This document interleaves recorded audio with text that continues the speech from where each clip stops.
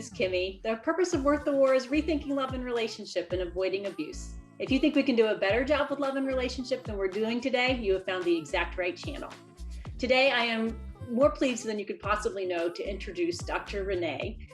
Dr. Renee has a huge background that we could go on for 15 minutes about, but what I want to share with you are the highlights, and then down below, I'm going to have a ton of links that you can follow and learn more from her, because she is somebody you want to know and you want to learn from. Not because she's got a lot of places that people are really clamoring for her time and attention. She's becoming a star on Clubhouse. She's got her own work on Instagram and YouTube. She's over on Twitter. She is all over the place, and it's exciting to watch because I know what her heart is, and her heart is going to do good things for a lot of people. So I'm excited to have you here, Dr. Renee. Oh, thank you so much. I'm so honored to be here. You know I love you, so I'm just so grateful. It's a blessing. It's a blessing to actually get to meet people that you respect and admire and have fun with. So today, I actually chose Dr. Renee because I've known her now probably going on 2 years through different things on social media, and she lives in the same state, which is a bonus. She's got a very soft, gentle, deep heart of compassion. And she also is dipped into a few different worldviews, which somebody who's more kind of down the central road of one worldview and kind of stays pretty close to my wheelhouse. I have a great respect for people who are open to looking at other disciplines and how they affect things. And there's probably not something that affects relationship quite as deeply and impactful as forgiveness does, the idea of forgiveness. And so I would love to hear, Dr. Renee, your thoughts on how forgiveness works in a healthy and real love paradigm.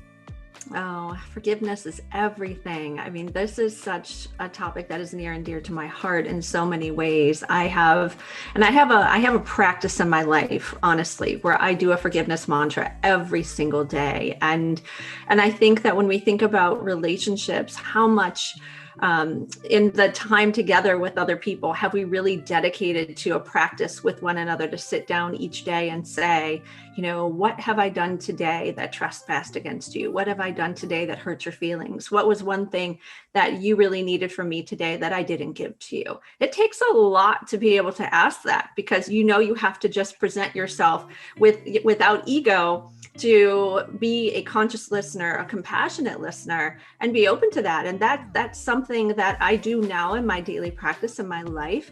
And I'm fortunate to be in a really healthy relationship now and have 2 wonderful children. And I do this with my kids as well. But I haven't always been this way.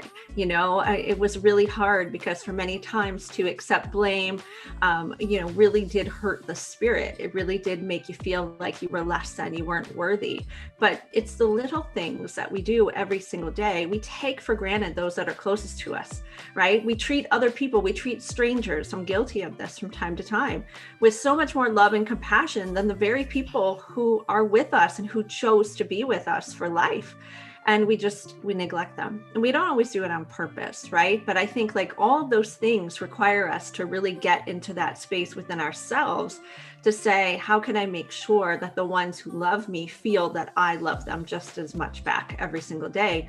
And forgiveness is going to get you there. It's really going to get you there. Dr. Renee does a great job moving on to really give us some preparation for when someone maybe doesn't forgive us immediately, or we don't immediately feel ready to forgive. And, you know, sometimes people, when you ask for forgiveness, they don't always immediately show you that they forgive, but it's not their responsibility to forgive you in the immediacy, right? And we have that, oh, well, you didn't say, okay, and you didn't hurry up and hug me. I've been there as a mom. You know, the son shuns you away as he hugs you and he's very, very rigid, and you feel so rejected and you're like, I'm sorry, don't you accept my apology? And we do these things that somehow, I don't like the word contaminate, but I can't think of a better word right now, that kind of enmesh them, I should say, to us and to our stressors and to our worries.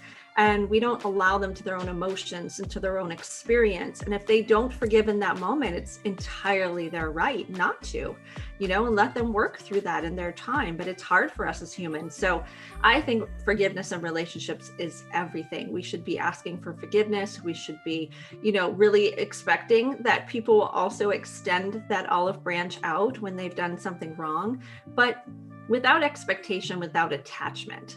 right? That's the other thing that isn't easy for us. And that's a whole other story, I'm sure. But, every morning when I wake up, I just do a 7-minute mantra. And I literally say the words, I am the forgiver. I am the forgiven. Forgiveness sets me free. And that's what I do for 7 minutes. And I'll say, I forgive you. I forgive you. I forgive you. And I forgive myself. I am worthy of forgiveness. Like, we really don't do that. And that came part of my practice, when I started realizing that every day I was doing gratitude and all these other things, and I was packing stuff into my life, and I still felt really heavy. And I realized I have to release first before I start to ask for anything. And so I start my day with the forgiveness, and then I move into the I'm joyful, I'm grateful, and those kinds of things. So yeah, I could talk for this forever, but this is something that's really important to me. No, it's becoming more clear to me why you were put on my heart when it came to this, is that essentially we do sometimes rush to forgiveness so that we can get something back. We have this desire to be released. And that really does speak to that practice of, we really are the only ones that can release ourselves, right? They can't release us, but they have the option of adding to that release, which is pretty beautiful. It's been great covering the topic of forgiveness with Dr. Renee. And now we're going to switch gears a little and just release a short alongside of this video that will be specifically about how we can approach forgiveness as parents and whether or not we should force our kids to apologize. You'll see the short down below, and you'll see it linked here in the video. And the title is, Should We Force Our Kids to Apologize? I look forward to really continuing this conversation with Dr. Renee. She's a wealth of knowledge and a great resource. So I hope you're enjoying it, and I look forward to following up with it next week. Thanks so much for taking the time to be here. I hope you'll join us here and on other platforms. Join our community as we spare hearts together. Have a great rest of your day.